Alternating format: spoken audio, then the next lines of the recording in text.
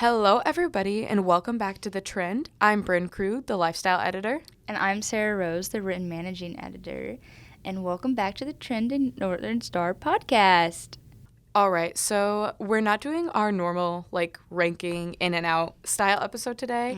We're switching it up a little, and this one is just focusing on the VMAs. Yes, ma'am. Which happened Wednesday night? Yeah, Wednesday night. Wednesday. Last night for us. Yeah, we're recording this fresh. But I didn't watch the VMAs. Did you? I didn't either. We were talking about this. I didn't even know what was happening because there was no talk of it on social media, which is weird because, before we were born, the MTV Music Awards were huge. They were like the biggest after the Oscars and the Grammys, of course. I mean, that's how you would see music videos. You would discover new music. And it's not hidden anymore, I don't think. But no, I didn't hear any talk about it.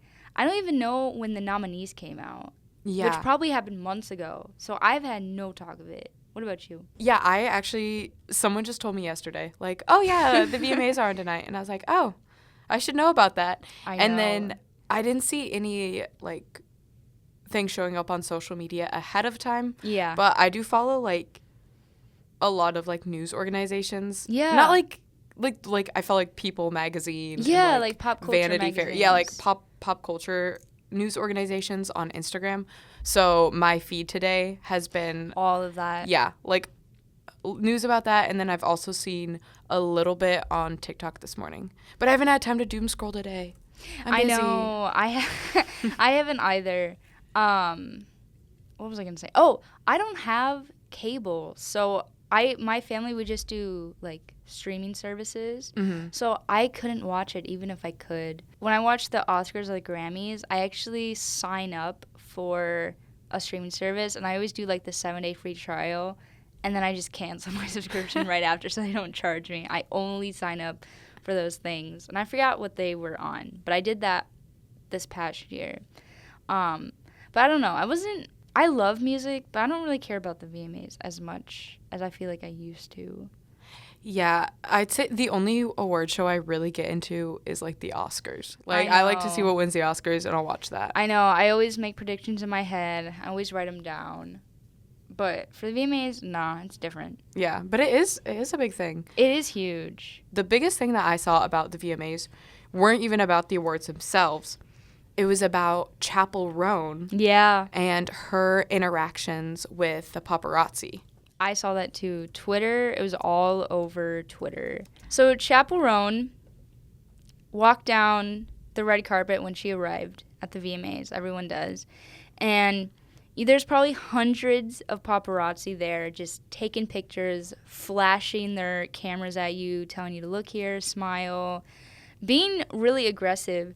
And she basically just snapped back because I didn't know this until I had to do more research on this, but apparently one of the men who were taking pictures of her yelled at her to shut the F up after she was no, I'm not gonna look there or stop yelling at me or whatever. And he snapped back at her, and so then she snapped back at him. And I was like, God dang. But thank God, because I hate the paparazzi. I hate them with a passion. I mean, I think it's as journalists, there's some journalistic integrity to it in the sense of they're getting press photos. They could be getting press photos for an organization at the event. That's true. But that doesn't mean that you can be rude and disrespectful, and you're not going to be telling, look this way, do this. That's there can be a little bit, but it's to a point it's excessive, especially if he's being rude to her. Yeah. What she had yelled, someone said something to her. I think what you're saying, that guy said something to her, and then she yelled back you shut the F up. Yeah. And then she said no, not me. Yeah. So she was fighting. Yeah, she was just standing her ground. And she had an interview with Entertainment Tonight where, she talked about it, and she said, this is quite overwhelming and scary. For someone who gets a lot of anxiety around people yelling at you, the carpet is horrifying. And I yelled back, you don't get to yell at me like that. Good for her. Yeah, because it's if it's Like, it sucks that it happens to celebrities. And also, like, Chappell Roan has been making music for a while, but she just became a celebrity. She Like, just came in the spotlight. sense that she was not super popular before.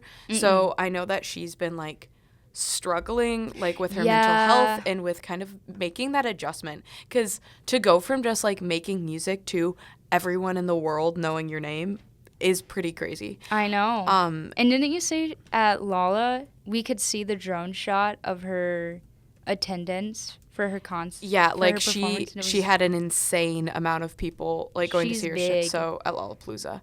And she actually on August 23rd, did you see her Instagram post that she did? Was like a Notes app like thing. Like a Notes app post, screenshot of her Notes app that was saying like, "Hey, I'm a performer. You need to respect my boundaries and give me space." I didn't see the post, but I did see a video that she posted either on her Instagram or Twitter saying that she's like, she hates when people come up to her to ask for pictures or like ask for a hug or an autograph.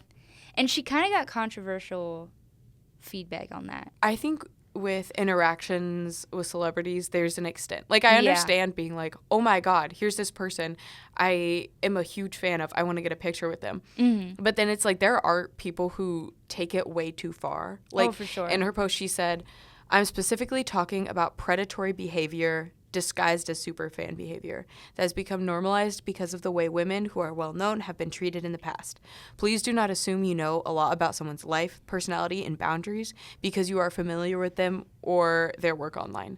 Like, yeah, there's definitely a parasocial aspect to that where it's like people think that they can just like have any interaction. But yeah, she said also in the post, "I want to love my life, be outside, giggle with my friends, go to the movie theater, feel safe, and do all the things every single person deserves to do. Please stop touching me. Please stop being weird to my family and friends."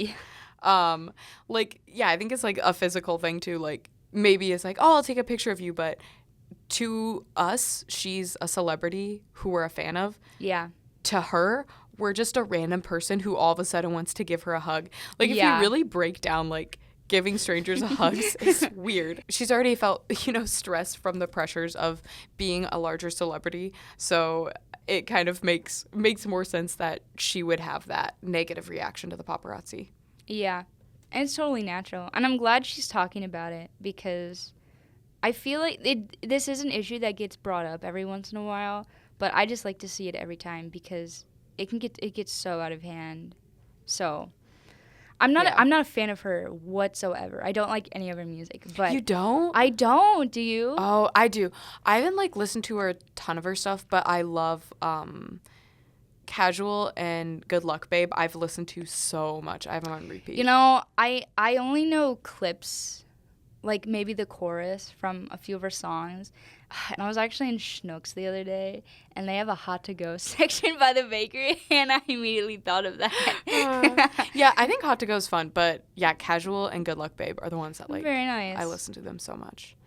But yeah, let's get into the winners. So it was kind of a Taylor Swift sweep. When is it not? I know. I feel like it's been like this for the past 3 years. Are you a Swiftie? No. I'm not. And I like some of her music. Yeah.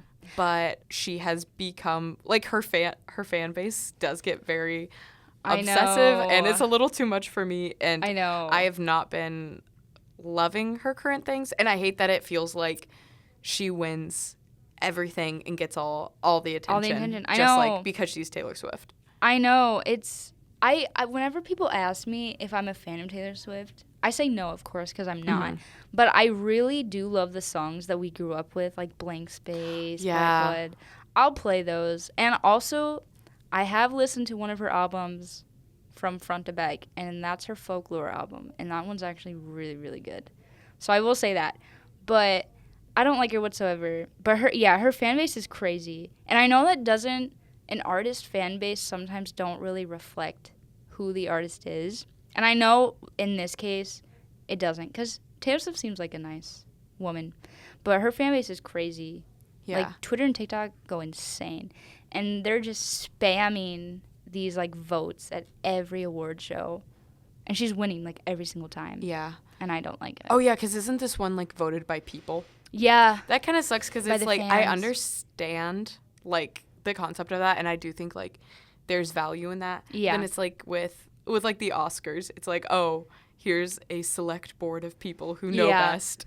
Which is also, like, I complain about that, too. Because I don't know. I don't think there's, like, gonna be a right way. But for the VMAs, it's definitely the fans. Mm-hmm.